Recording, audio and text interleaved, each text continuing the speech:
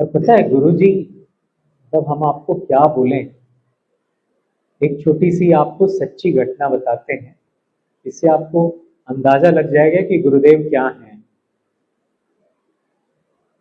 मैं वाराणसी से हूँ। मैं बनारस में ही कोर्स लेता हूँ ज़्यादातर।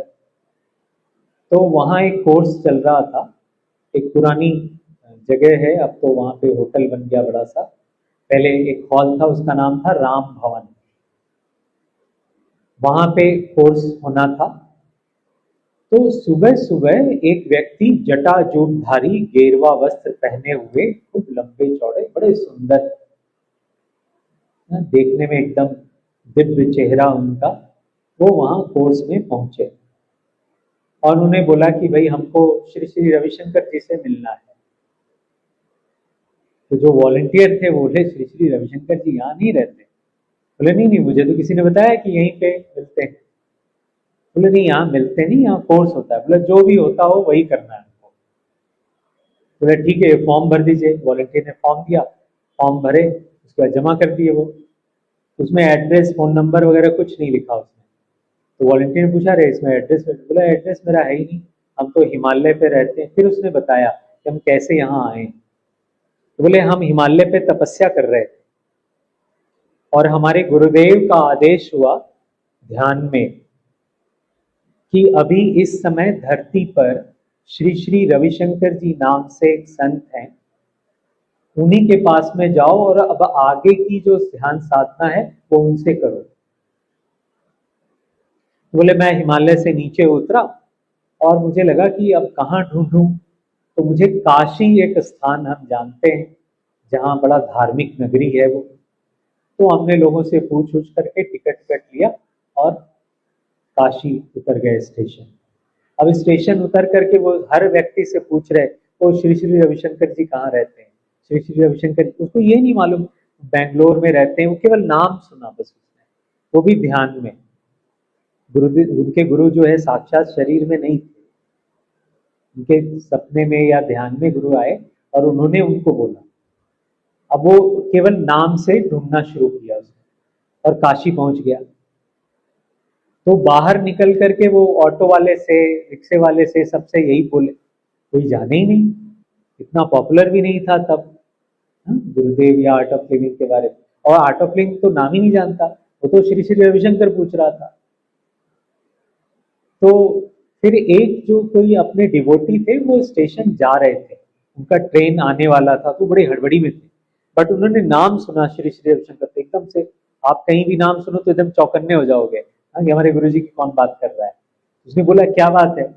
तो बोले ऐसे ऐसे मुझे श्री श्री रविशंकर जी से मिलना। अब उसके पास में इतना टाइम था नहीं वो उसको समझाता है बताता।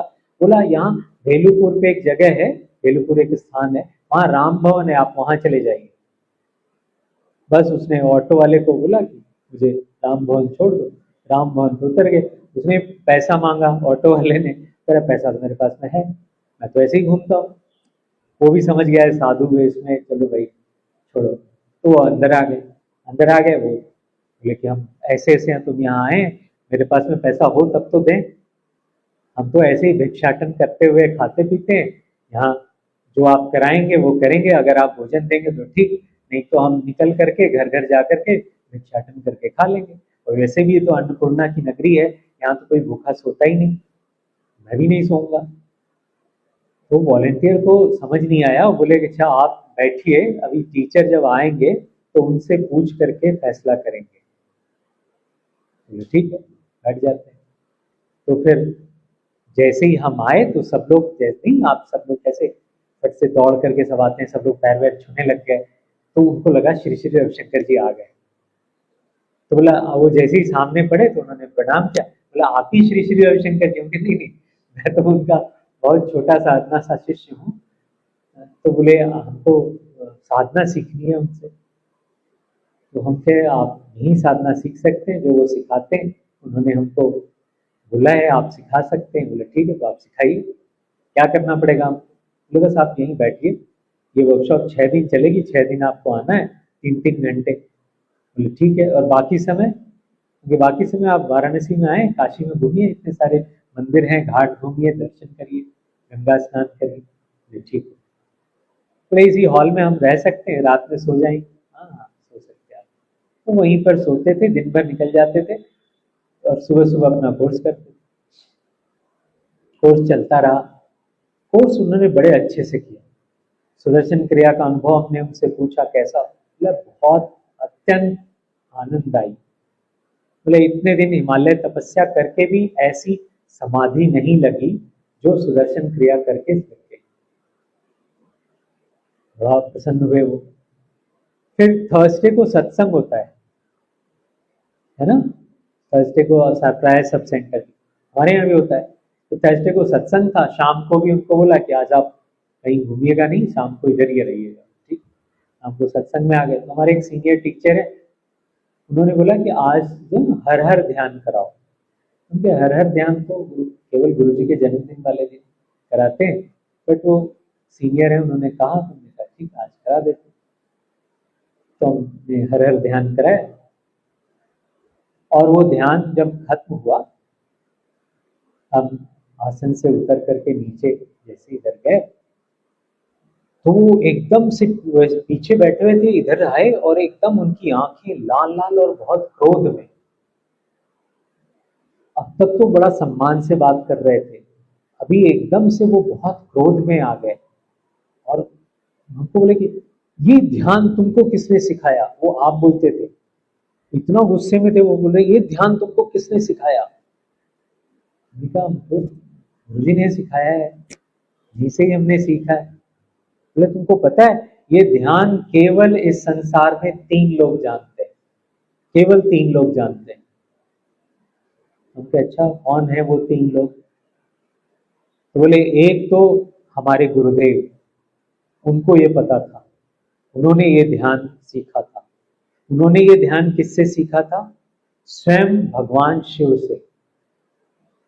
भगवान शिव ने उनको ये ध्यान सिखाया था और उन्होंने हमको सिखाया। इन 3 लोगों के अलावा इस ध्यान को कोई नहीं जानता इस धरती पे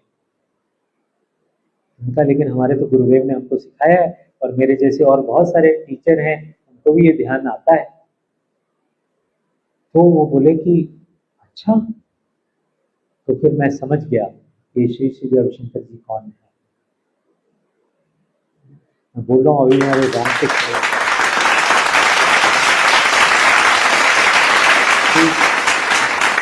हाँ, वो फिर वो एकदम से जैसे उनका क्रोध एकदम से शांत हो गया और उसके बाद फिर वो इतनी श्रद्धा, इतनी उनके अंदर में करुणा से उन्होंने हमको वो किया। फिर जब कोर्स का आखिरी दिन हुआ संडे, तो एक्सपीरियंस शेयर करते हैं ना, अभी आप लोगों से भी करेंगे। एक्सपीरियंस शेयर जब करा रहे थे तो उन्होंने बहुत अच्छी अच्छी बातें बोली। एक बात जो मुझे याद है, उन्होंने कहा जब मैं हिमालय पे तपस्या कर रहा था तो मेरे पास में एक पंख था। I had only 1 wings. Now I got the 2nd wings also. Now I can fly. मतलब जितनी साधना उन्होंने करी थी, that was 50%. Now he got the another 50% after doing Sudarshan क्रिया। ये सुदर्शन क्रिया बहुत ऊंचे लेवल का ज्ञान है, बहुत ही ऊंचे लेवल का। और तुम सब लोग तो बहुत सौभाग्यशाली हो, इतनी कम उम्र में ये जान गए और ये करने लग गए। यहाँ बैठा हुआ हर एक बच्चा है ना, मैं स्टैम्प पेपर पे लिख के दे सकता हूँ, हर एक बच्चा अपने जीवन में उस ऊंचाई को हासिल करेगा जो ना आपने कभी सोचा होगा, ना आपके पेरेंट्स ने सोचा होगा। आप उस महान चीज को पा सकते हैं।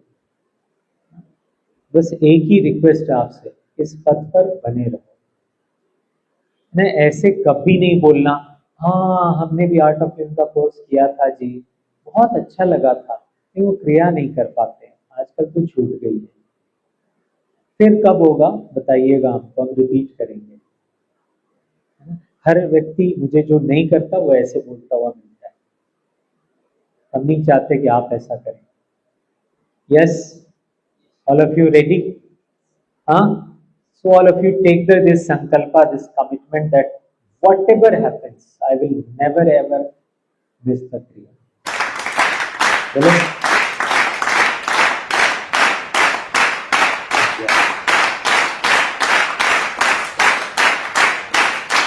any question if you have.